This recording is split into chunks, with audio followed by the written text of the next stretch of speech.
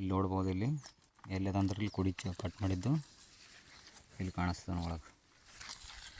ಇಲ್ಲಿ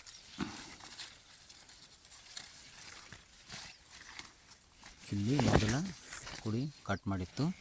ಇದು ಕಟ್ ಆದ ನಂತರ ಗಿಡ ಮ್ಯಾಲೆ ಬರೋದೇನದ ಸ್ಟಾಪ್ ಆಗಿ ಸೈಡಿಗೆ ಬ್ರ್ಯಾಂಚ್ ಬಂದವ.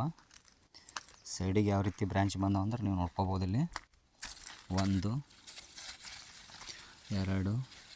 3 4 5 6 7 8 9 10 11 12 13 14 ಟೋಟಲ್ 14 ಬ್ರ್ಯಾಂಚ್ ಬಂದವ.